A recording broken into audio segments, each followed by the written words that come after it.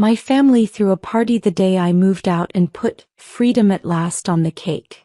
So I never came back, and now I'm the billionaire they see on TV every week. Let's make this moment special. Subscribe if you believe in stories like this, and tell us your city in the comments below. The moving truck was still idling outside when I heard the music. August heat pressed against my skin as I carried the last box toward the U-Haul, my t-shirt sticking to my back. 23 years old, college degree in hand, finally leaving the house where I'd never quite belonged. But something felt wrong.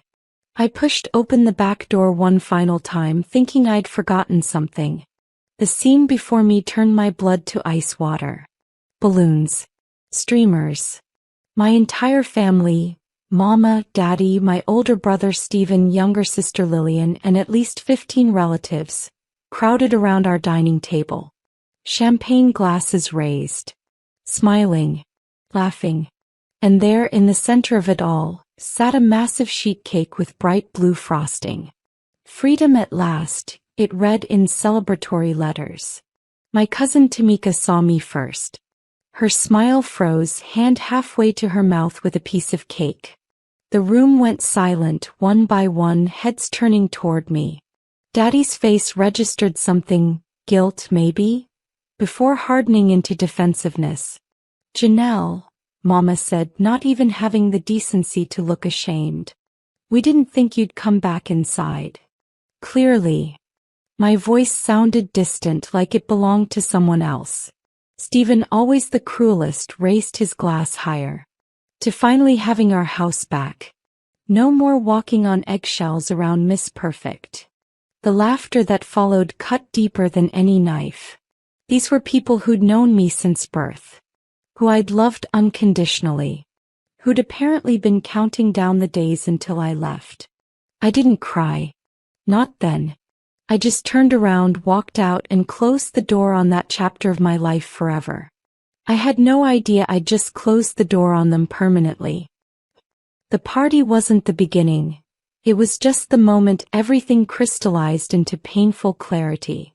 Growing up as the middle child in the Harrison family meant being simultaneously invisible and hypervisible, depending on what served everyone else's needs. My earliest memory was Mama braiding Lillian's hair on the porch, telling neighbors, "This one's going to be a model.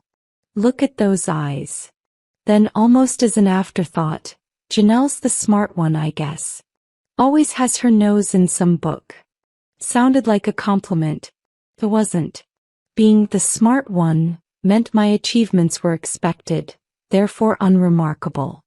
When I brought home straight A's, Daddy barely looked up from his newspaper. When Stephen scraped by with C's, they threw him a celebration dinner for really applying himself this semester. "Why do you always need so much attention?" Lillian asked once when I was 14 and had just won a regional science fair. "Nobody likes a show-off, Janelle." I'd placed the trophy on my dresser, alone in my room, wondering what I'd done wrong. The pattern continued through high school. I worked 2 part-time jobs, saved every penny for college. Mama borrowed $300 from my savings jar for Lillian's prom dress. When I asked about repayment, she looked at me like I'd suggested something obscene. "Family helps family," she said coldly. "What kind of person keeps score with their own sister?" The kind who never sees that money again, I learned. The kind who watches that same sister get a brand new car for graduation while I received a card with $20 inside. But I kept trying. Kept hoping that one day they'd see me. They saw me all right. They just didn't like what they saw. The U-Haul cost me $700 I'd desperately saved. Money I'd earned doing overnight shifts at a warehouse while finishing my business degree at Georgia State. My apartment was in East Atlanta, a cramped studio that smelled like old carpet and someone else's cooking, but it was mine. The first night alone, I sat on my air mattress in the darkness, the city lights filtering through my single window. My phone buzzed constantly, not from family checking if I'd arrived safely, but from Stephen in a group chat that included everyone but me. "House feels bigger already," he'd written, followed by a laughing emoji. Aunt Carol had responded, "You all can finally relax. No more judgment eyes watching everything." I blocked the number. Then blocked 6 more family numbers. My hands shook as I did it, each tap on the screen feeling like cutting away pieces of myself. What hurt most wasn't the party. It was the realization that it represented their genuine feelings. This wasn't anger or a momentary lapse. This was celebration, relief, joy at my absence. I pulled up my laptop and looked at the business plan I'd been developing for 2 years. A tech startup focused on AI-driven financial literacy tools for underserved communities. I'd been too scared to pursue it, always thinking I needed my family's support, their belief in me. That night, I sent emails to 3 potential investors I'd met through university networking events. My email signature read, Janelle Harrison, founder and CEO MoneyMinds AI.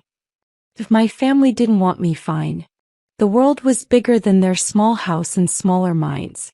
I would build something they couldn't ignore. Something so massive they'd see my face everywhere and remember what they threw away. Revenge? Maybe. But mostly it was survival. The first 6 months were brutal. My studio apartment became my office, my sanctuary, and my prison. I woke at 5 a.m., worked my warehouse job until 2 p.m., then coded and pitched investors until midnight. Sleep became a luxury I couldn't afford. Devin Martinez changed everything. We met at a tech conference in November, where I'd scraped together $200 for a basic ticket. He was a venture capitalist from California, Black like me, who'd grown up poor in Oakland and built his way up. "Your platform could revolutionize financial education," he said, studying my pitch deck. "But you look exhausted. When's the last time you ate?" We grabbed coffee that turned into a 4-hour conversation. Devin saw something in me that my family never had. Potential. Raw, unpolished, desperate potential. "I'll give you $50,000 for 15% equity," he offered. "But I want you to quit that warehouse job. Focus entirely on this. Can you do that?" I called him 2 days later and accepted. The money felt like oxygen after drowning. My phone rang occasionally, Mama's number, Lillian's. I never answered. Once Mama left a voicemail, "Janelle, it's been 4 months. This silent treatment is childish. We were just having a little fun. Call me back." Little fun. That's what my pain was to them. I saved the voicemail though. Motivation for late nights when exhaustion threatened to break me. By February, MoneyMinds AI had 3 employees.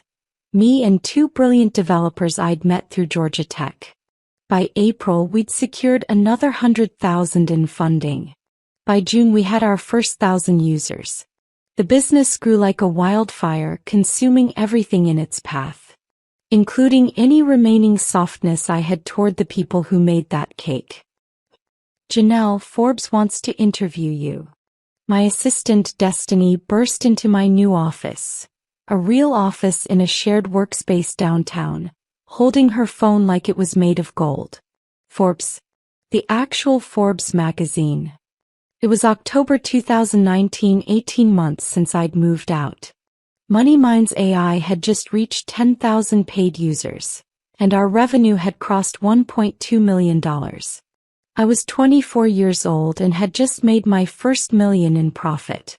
The interview ran in December. Tech prodigy Janelle Harrison brings financial literacy to the masses, the headline read.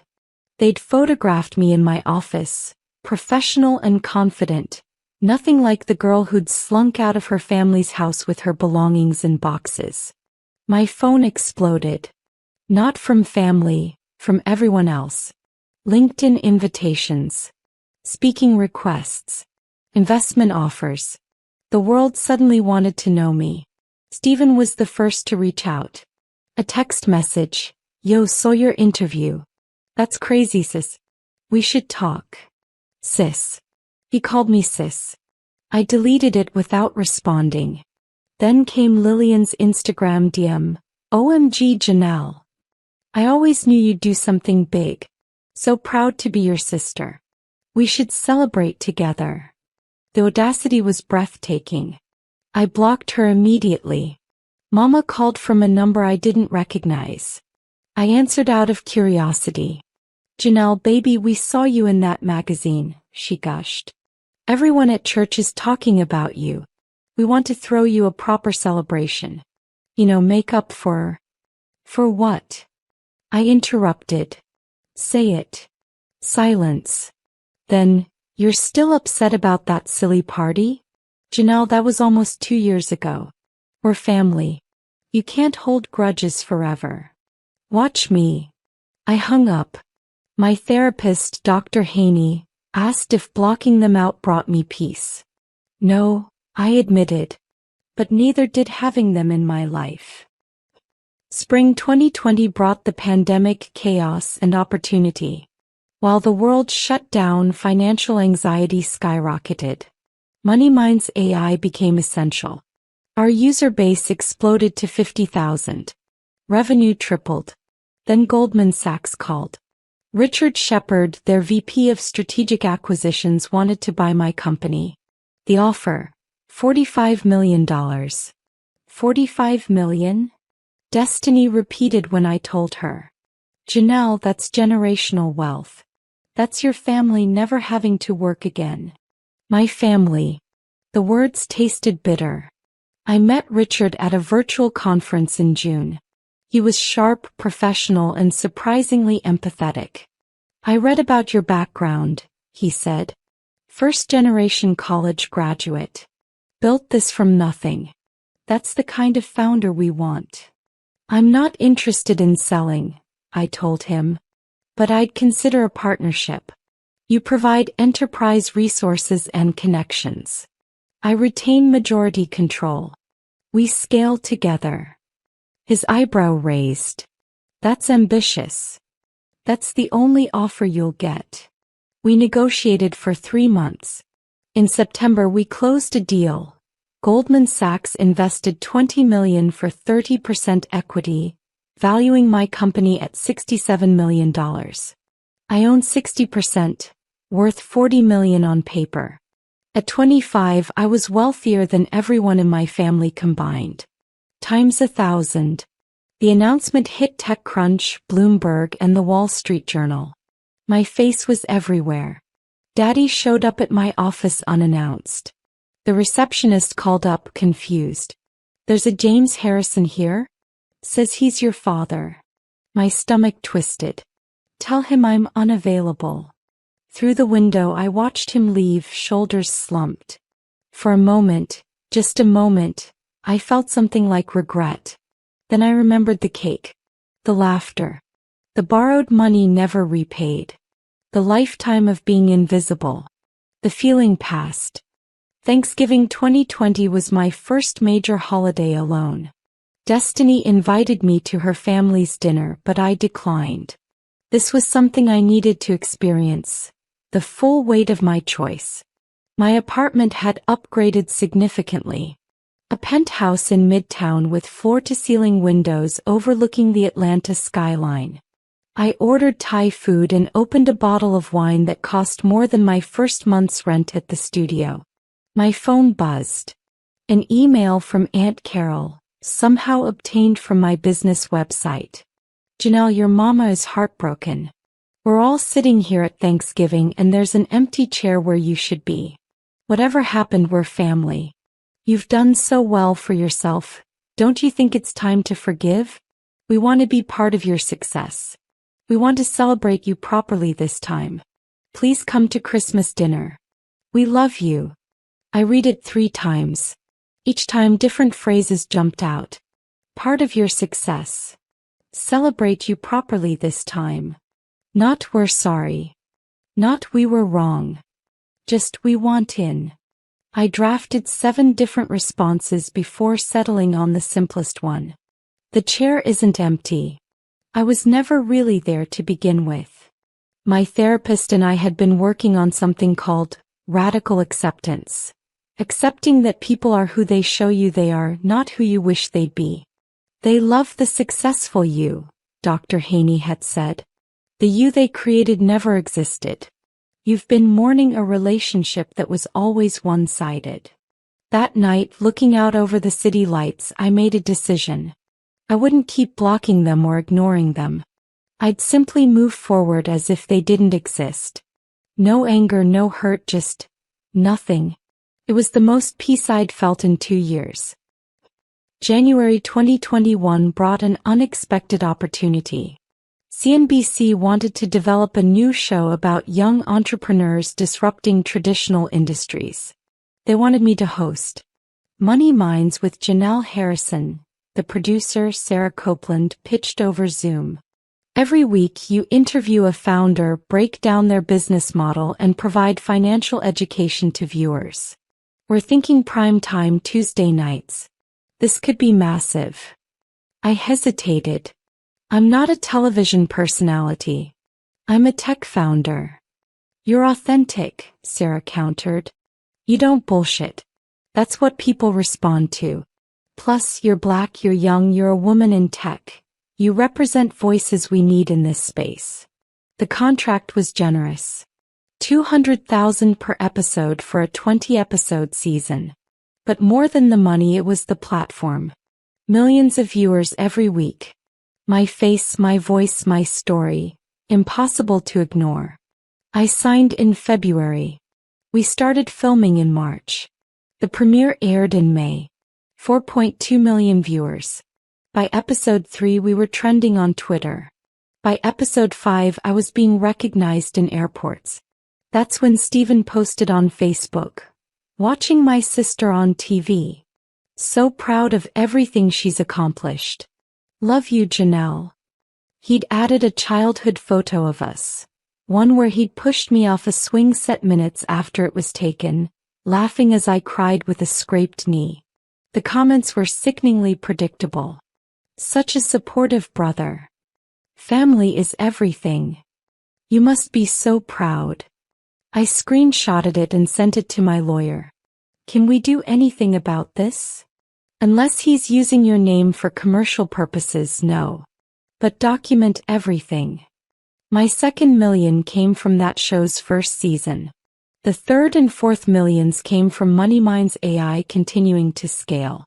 By summer 2021, my net worth crossed $10 million. I was 26. And completely alone in my success. Fame was intoxicating and exhausting. By fall 2021, I couldn't go to Target without someone recognizing me. Most interactions were positive. People thanking me for the financial advice that changed their lives. But the family vultures circled closer. Lillian launched an Instagram account, Sister of Janelle Harrison. Her bio read, Family of tech mogul and TV personality. Fashion, lifestyle, and blessing counting. She posted throwback photos we'd never taken together, captioning them with lies. My sister and I were always so close. She taught me everything about determination. She gained 30,000 followers in 2 weeks. Then came the interview request. We'd love to hear from Janelle Harrison's family about what she was like growing up. I watched from afar as they crafted a narrative. Mama told Essence magazine, Janelle was always driven. We knew she'd change the world. We're just so blessed to have supported her dreams. Supported? I'd paid my own way through everything. Daddy appeared on a local Atlanta morning show. My daughter's success comes from the values we instilled. Hard work, integrity, faith. That's the Harrison way. The Harrison way. The same way that celebrated my departure? My publicist, Tracy, was livid. We need to control this narrative. Let me set up a profile piece where you tell your real story. No, I said. Let them talk. Every lie they tell, someone who knows the truth will see it. Their own words will expose them eventually. But privately it gutted me. They were rewriting history, parasiting off my success while the actual work of building myself up had been done in complete isolation from them. Devin noticed my distraction during a board meeting. Afterward, he pulled me aside. Talk to me. I told him everything. The cake. The silence. The sudden attention. Cut them off publicly, he advised. Clean, decisive, no ambiguity. Protect your brand. He was right. But something held me back. Not love, but a stubborn hope that they'd realize their mistake and genuinely apologize. That hope would die soon enough. March 2022 brought the call I'd been dreading. My grandmother, Big Mama, had died. She was the only family member who'd ever truly seen me, who'd slipped me $20 and whispered, "Don't let them dim your light, baby girl." Aunt Carol called from Big Mama's phone. "Janelle, it's Grandma. She's gone. Funeral is Saturday at Ebenezer Baptist. The family expects you to be there." Expects. Not hopes. Not requests. Expects. "I'll be there," I said, then hung up before she could say more. The funeral was packed. Big Mama had lived 89 years and touched countless lives. I arrived early, sitting in the back row, designer sunglasses hiding my swollen eyes.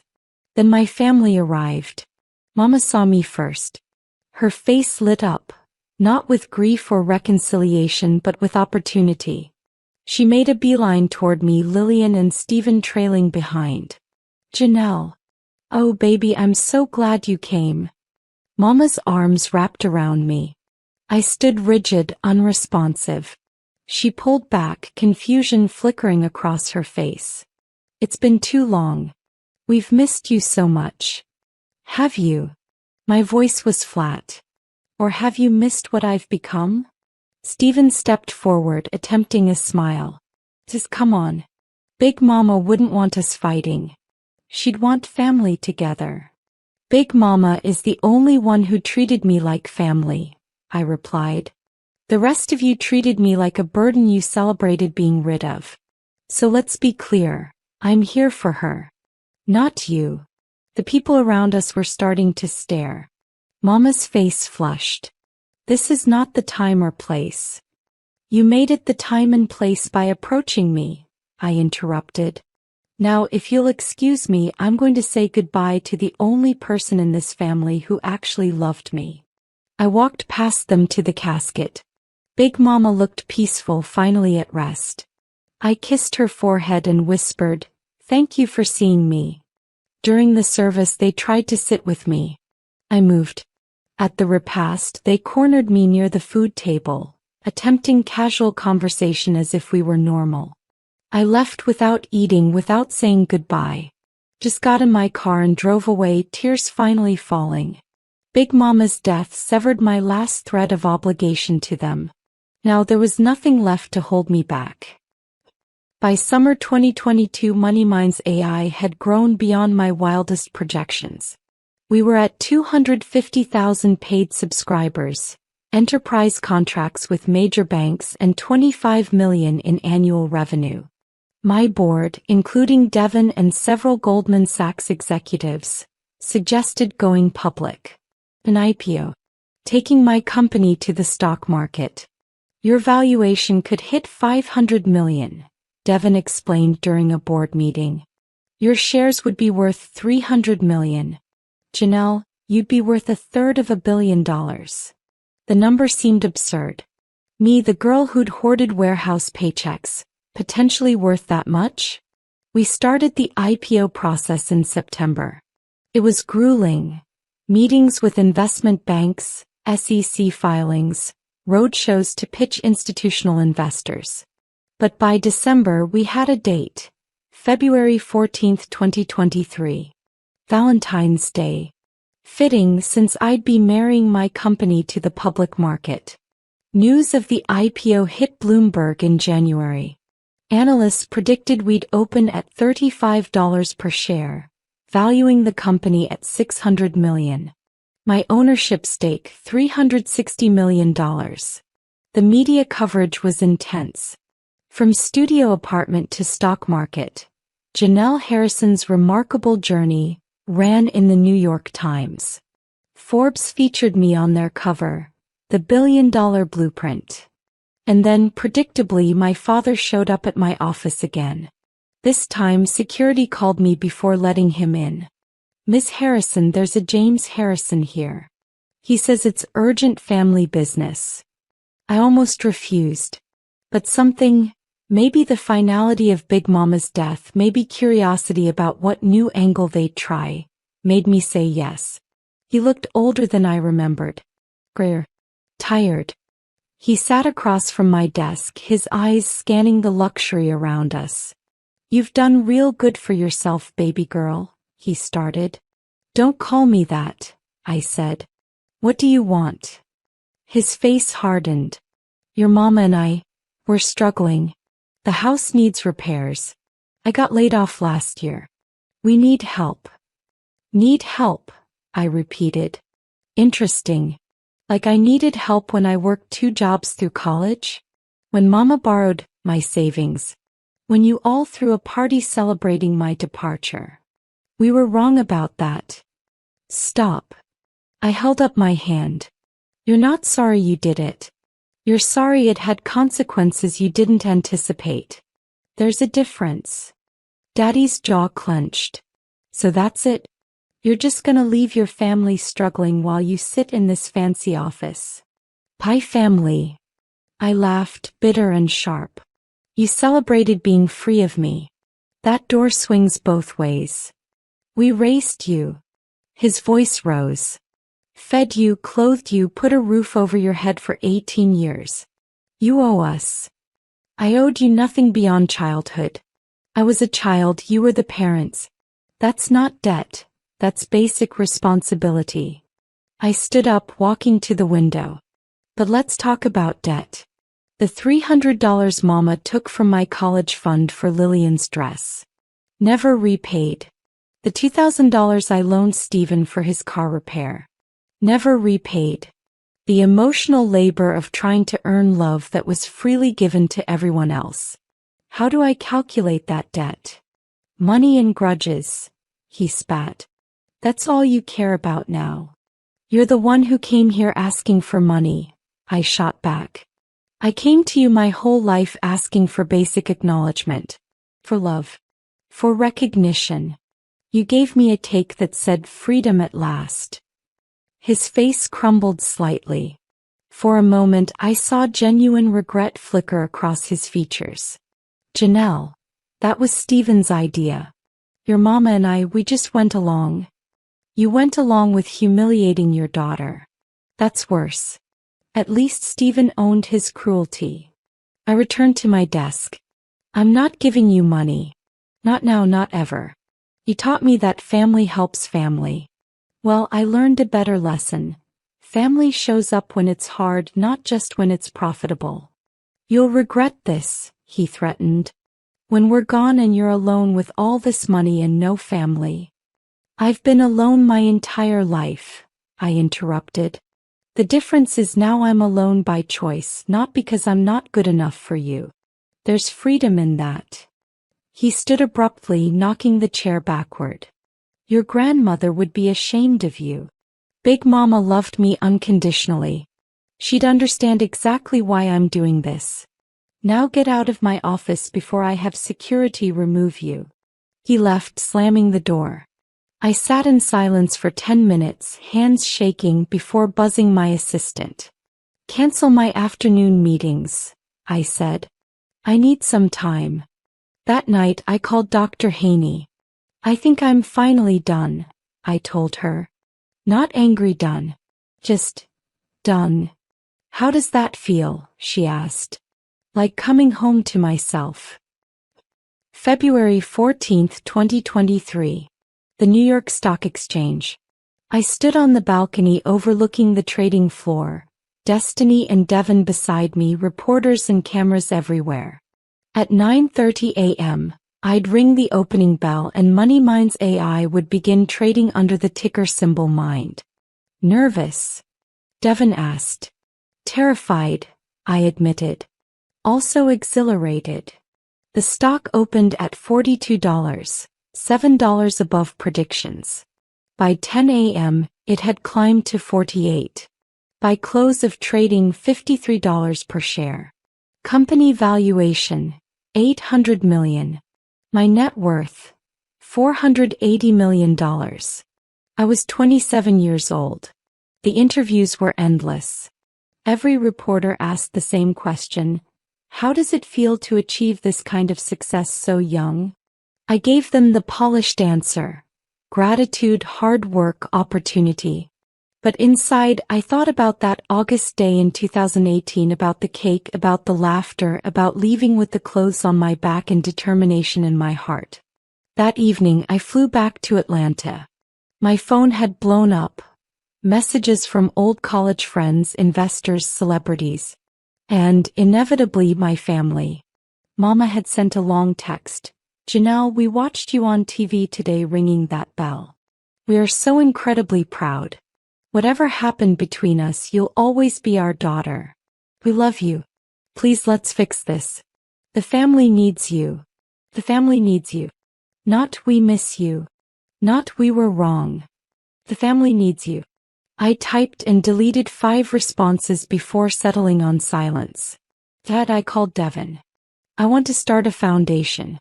Full-ride scholarships for first-generation college students from difficult family situations. Mental health resources.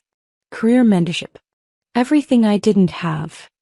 "That's beautiful," he said. "What are you going to call it?" I looked out over the city, the place where I'd rebuilt myself from nothing. The Freedom Foundation. Because sometimes the family you choose is the one you build yourself. The next day, I announced it at a press conference. $50 million in initial funding. No family members on the board. My phone rang. Mama's number. I let it go to voicemail. Years later, people still ask if I regret cutting them off. The answer is simple: no. I grieve the family I deserved but never had. But I don't regret protecting myself from the one I got. They see me on television every Tuesday. They see my face on magazine covers. They see the life I built without them. And that cake they made. Freedom at last. They were right. Just not in the way they intended. I finally found freedom, from their judgment, their exploitation, their conditional love. I found it in the empire I built with my own hands, in the family I chose, in the person I became when I stopped trying to earn what should have been freely given. They wanted freedom from me. I gave them exactly what they wanted. And I took my freedom right back.